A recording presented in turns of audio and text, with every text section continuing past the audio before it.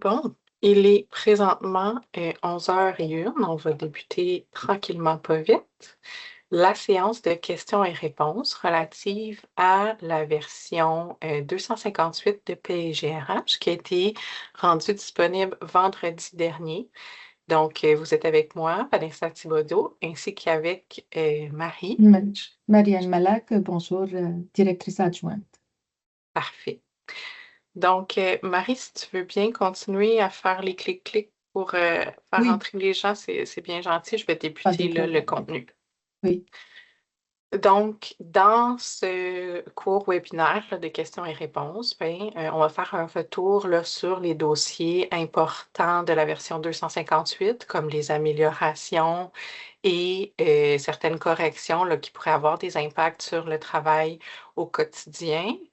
Et on va également prendre les questions par rapport à ce contenu-là.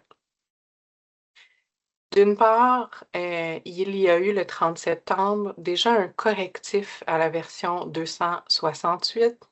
Ah, 258. 58. Ouais, j'ai fait une coquille, je m'excuse. 258. Donc, il y a eu le retrait là, d'un message lors des paiements sur pièces décentralisés qui était embêtant. Donc, ça a été retiré. Et dès le début, là, je vous mentionne que pour ce qui a trait à toutes les nouveautés de la collecte précoce, il y aura mardi prochain, le 7 octobre, à 10h, un autre webinaire portant exclusivement là, sur la collecte précoce. Donc, si vous voulez prendre le temps d'inscrire cette date à votre agenda, elle est ici. Aujourd'hui, on n'abordera pas là, les éléments précoces puisque ça fera l'objet d'un webinaire en soi.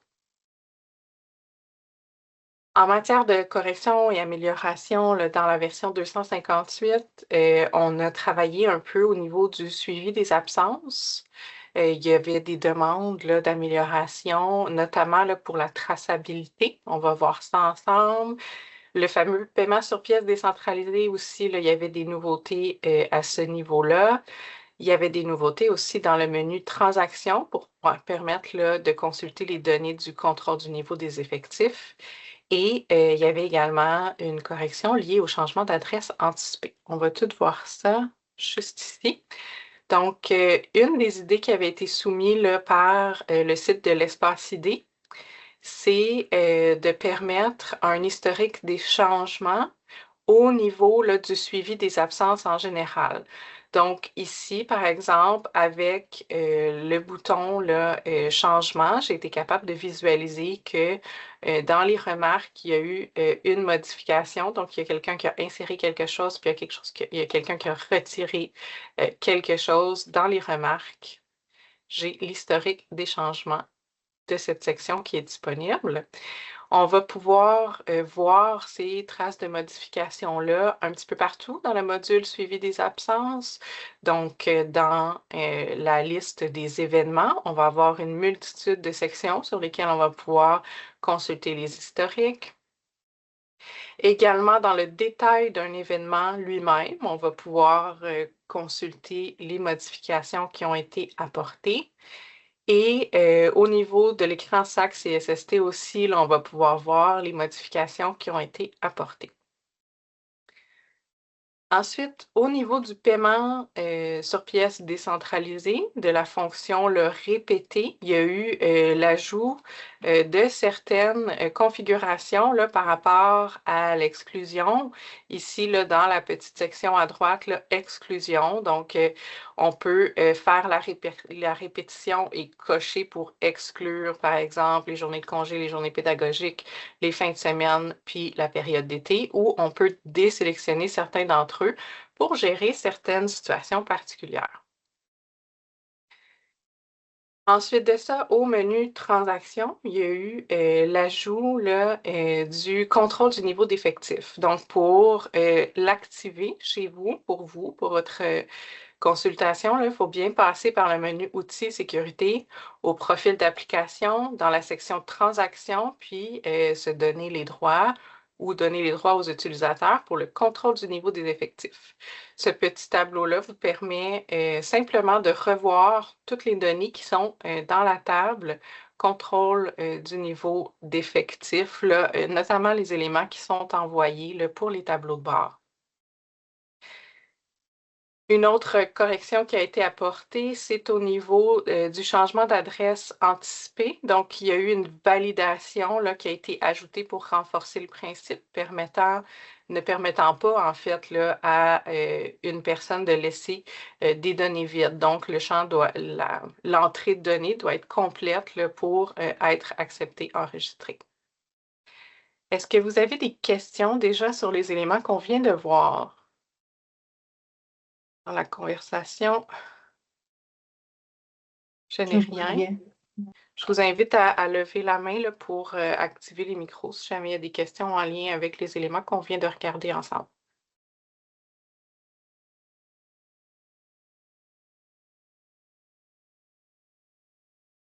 Je n'ai pas de main levée, je n'ai pas de questions dans le chat, je vais donc poursuivre.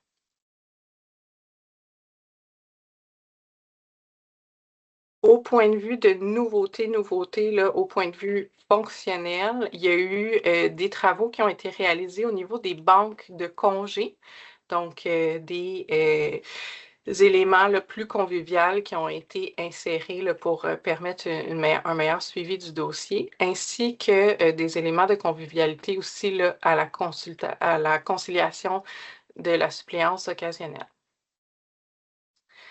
D'abord, au niveau des banques de congés, au menu Transactions, il y a des nouvelles informations qui ont été apportées ici, vous permettant de consulter dans une grille du menu Transactions là, les éléments par rapport à la section des banques verrouillées, donc quelles banques de congés ont été verrouillées et les informations là, sur les transferts. Donc, il y a eu également des ajouts dans le menu Transactions pour vous permettre plus de critères de filtre. C'est la section ici au bas qu'on reconnaît dans le menu dossier complémentaire, les banques de congés d'un individu, donc la section du bas, les banques gelées et les transferts de solde qui a été ajouté au menu Transactions.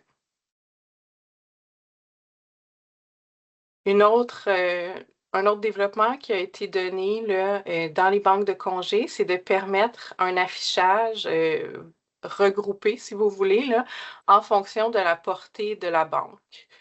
Vous savez qu'il y a des banques dans certains régimes là, qui vont dépasser le fait que l'employé travaille dans un régime ou dans un autre. Donc, il va pouvoir aller piger dans des banques de plusieurs régimes à la fois s'il travaille dans plusieurs régimes différents. Donc, pour afficher les données groupées, là, pour donner les totaux de ce que l'employé a accès indépendamment du regroupement ou du régime, bien, vous pouvez utiliser l'action afficher selon la portée de la banque.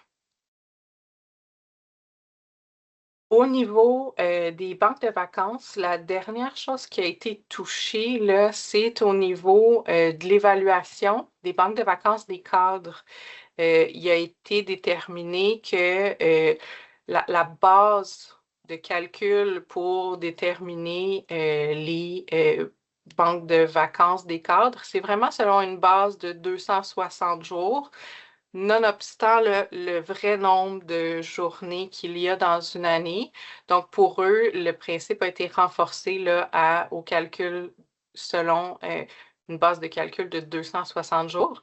Vous allez pouvoir constater ces améliorations-là au remboursement des banques ainsi qu'aux productions de calcul des PCGR.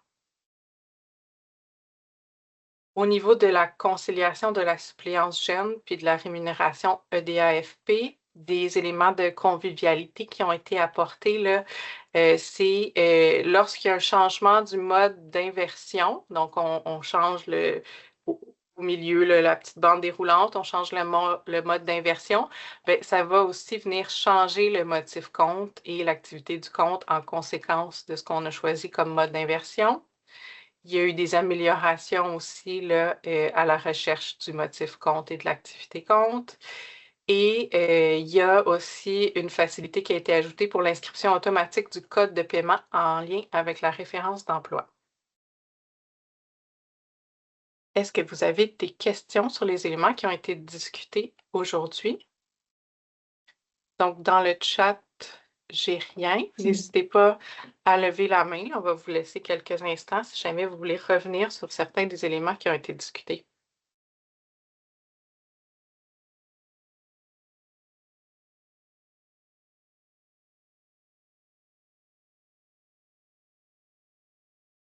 OK. Parfait. Donc, de ton côté, Marie, tu avais des messages à donner à l'audience. Oui, je vais en profiter pendant que c'est calme.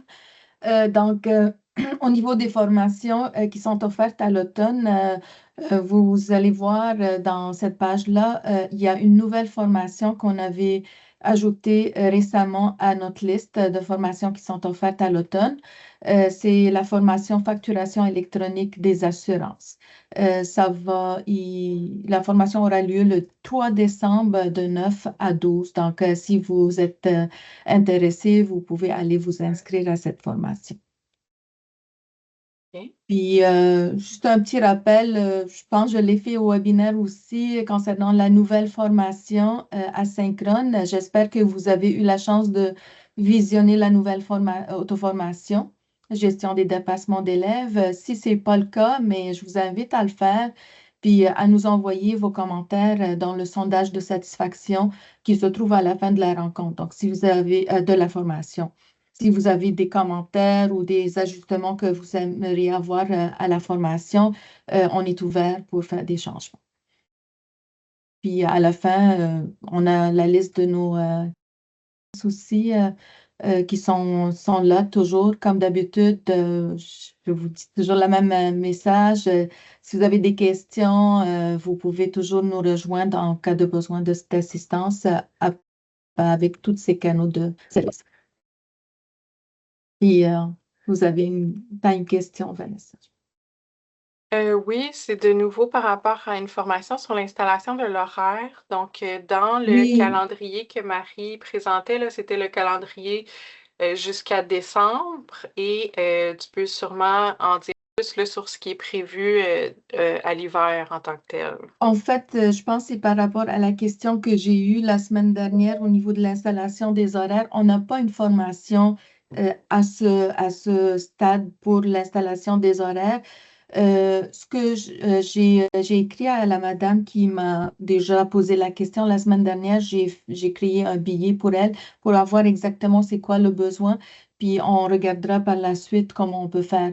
Pour l'instant, c'est comme si vous voulez avoir de l'information, une formation, ça sera plus une consultation. Donc, vous pouvez créer un billet dans Espace Client, puis on va vous accompagner pour vous montrer exactement comment ça fonctionne.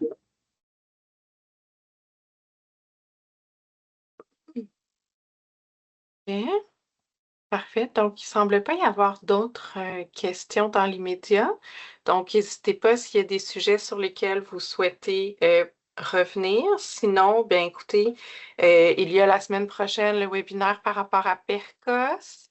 Et ensuite de ça, là, on peut s'attendre à avoir un nouveau rendez-vous ensemble là, à la date prévue de la prochaine livraison, soit le 7 novembre. Puis, n'oubliez pas le webinaire du 7 novembre aussi. 7 octobre. 7 octobre, ouais. Je suis déjà dans le... Oui, faudrait prévoir quelque chose le 7 décembre pour être sûr de 777. Je dirais ça passe trop vite le temps. Oui. Euh, Pour les questions par rapport à la part employeur FAE, là, pour les gens qui ont été sollicités récemment là, pour la mise en place de cette fonctionnalité-là, je pense que vous avez un canal en place avec M. Drolet là, qui chapeautait un peu ce projet-là. Je vais vous inviter à réutiliser ces canaux-là. Dans l'éventualité où les canaux ne sont pas disponibles, juste à nous écrire un billet, puis on vous mettra en contact avec les bonnes personnes à ce niveau-là.